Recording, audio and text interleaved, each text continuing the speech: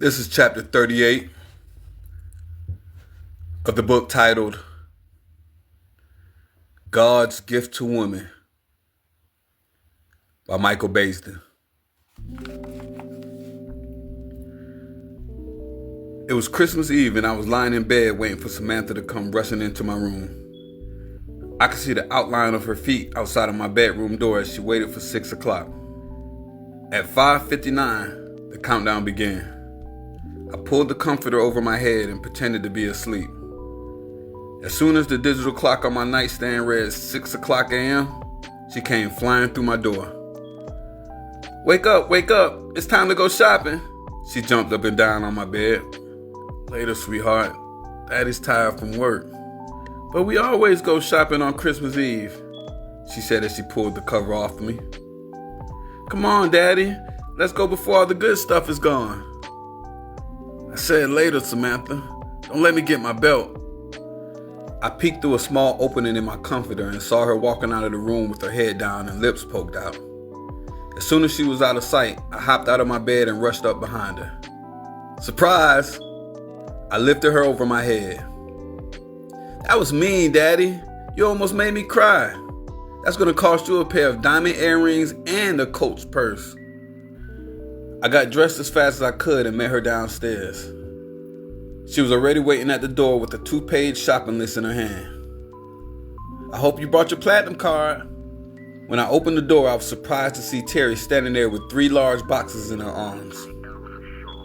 "What are you doing here?" "I was invited." She smiled and gave Samantha a wink. "Here, put these underneath the tree and we'll meet you in the car." "Girl, that's a nice outfit."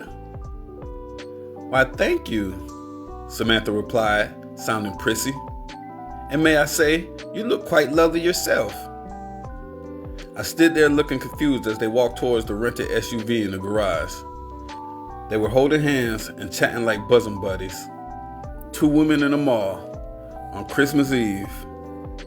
I shook my head. I should have rented an 18-wheeler.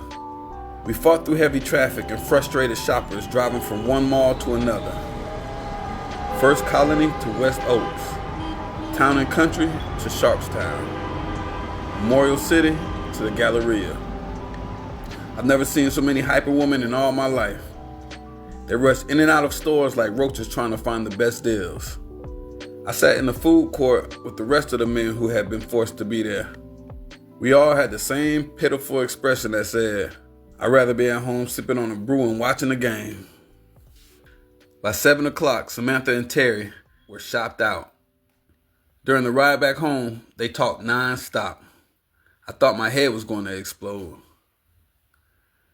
When we pulled into the driveway, they grabbed their bags, rushed upstairs to Samantha's bedroom, and shut the door. "That's right. Just use me for my money, then forget all about me," I yelled at them. "Thank you, Daddy," they both laughed, then shut the door again. I was just relieved to be home again. I had a refrigerator full of beer, and the Sacramento Kings were playing the Dallas Mavericks. I grabbed a bud out of the fridge and opened the window in the den. It was late December, but the temperature outside was in the low 70s. I turned to the Weather Channel during the commercial to see how cold it was in Chicago. Just as I figured, the high was 33 degrees. I took a long sip of my brew and kicked my feet up. So much for being homesick. Later that evening, while I was in the kitchen cooking dinner, I heard giggling coming from Samantha's bedroom. I crept up the stairs and looked through the crack in the door. Terry and Samantha were sitting on the floor eating popcorn and watching my wedding video. "There's Daddy waiting at the altar with the preacher," Samantha said. "He looked young back then." "Yeah, he looked scared too," Terry laughed. I could see the sweat beading up on his forehead. "That's Grandma and Grandpa, and that's my Auntie Joyce." Samantha stood up and pointed. "And there's Uncle Eddie standing next to my daddy. He was the best man." I went back and forth from watching them to watching the video. I hadn't seen it in 5 years. I had almost forgotten how happy we were back then. "That's Mommy coming down the aisle, see?" Samantha pointed. "I see, sweetheart. She was a beautiful bride." Sometimes I miss her so much my heart hurts. I know how you feel. I lost my mother when I was about your age. When did the pain of losing her go away, Miss Terry? It still hasn't. I think it will always be with me. But I had to learn not to let it get me down. She was holding Samantha's hand. I knew my mother wanted me to be happy, and your mother will want the same for you. I shut the door quietly and went back downstairs thinking about Eddie. Over a month had passed since the incident with Janet, and we hadn't spoke since. It was the longest span of time we had ever gone without talking. I didn't want to miss him, but I did. While I was seasoning my red beans, I decided to call him in Chicago to wish him a Merry Christmas. As his phone rang, I was a little nervous about what I would say. I was still upset with him, but I wanted to make sure he was okay. His phone rang 5 more times, then his answer machine picked up. I decided to leave a message. Eddie, this is Julian. I just wanted to call to wish you a Merry Christmas. Well, take care, and I stopped to check myself from sounding too formal. I knew what I wanted to say. I hope you're taking care of yourself, little brother. I'm still mad and disappointed, but I love you. Peace. As soon as I hung up, the phone rang. I was hoping it was Eddie. Hello? Payne residence. I heard light breathing, then silence, then the dial tone. The number came up out of area. I turned off the lights in the kitchen and stared out the window. A few seconds later, the phone rang. Who is this? It's me, Mitch. You all right? Yeah, man, I'm fine, I said, trying to play it off. Don't tell me that crazy broad is still stalking you. I'm just a little paranoid. I kept my voice down and carried the phone into the bathroom. Everything's under control. That's what you said right before Olivia showed up at Terry's office and nearly killed you. You need to stop worrying about your reputation and go to the police. Now you're starting to sound like Terry. Somebody needs to talk some sense into your hard head. That woman is dangerous. Yeah, so am I said while pulling my pistol down from the top shelf of the linen closet. I had hidden it underneath a stack of old towels. This is not a game, Julian. It's for real. And Olivia is playing for keeps.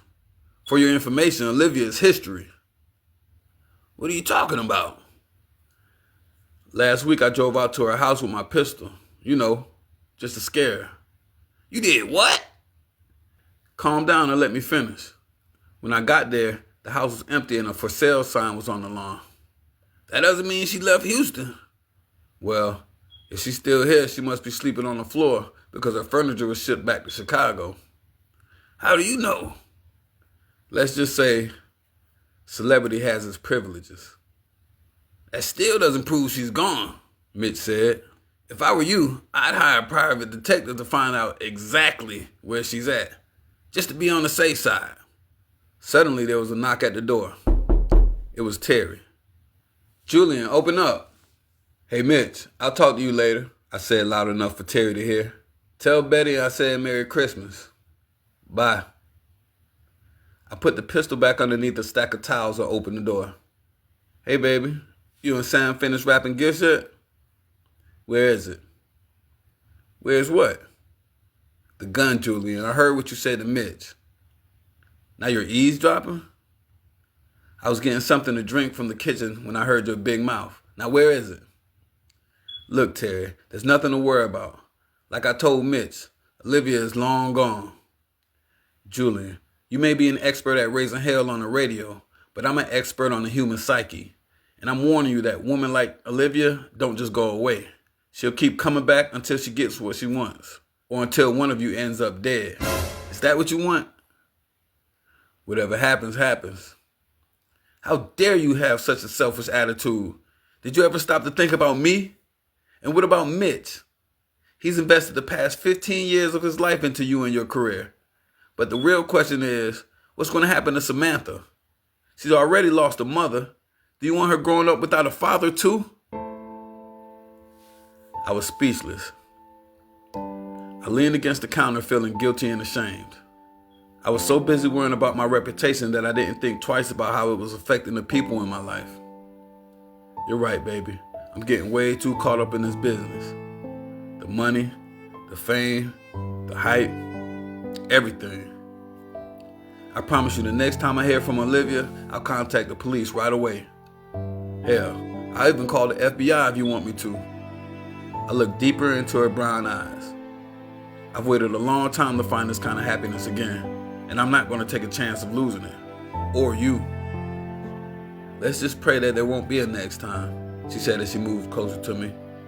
I don't want to lose you either. Then we kissed. I tried to pull away, but she wouldn't let me go. Julia, I think this is a good time to tell you something very important. What is it, baby? Well, you know I haven't been feeling well lately. Ooh.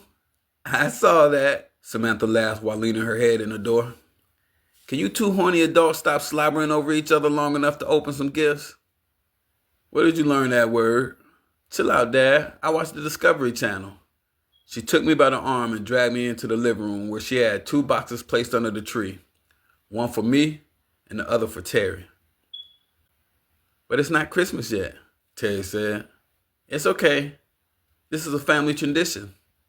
Each person gets to open one gift before Christmas. We took turns ripping the colorful paper off our presents.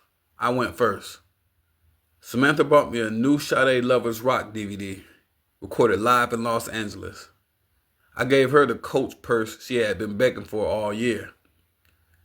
She ran full speed into my arms, knocking me over. Thank you, Daddy. Thank you. Thank you, she said while kissing me. I promise I'll never lose it. You got that right. You won't be wearing it out the house unless you're with me or an armed guard. I laughed.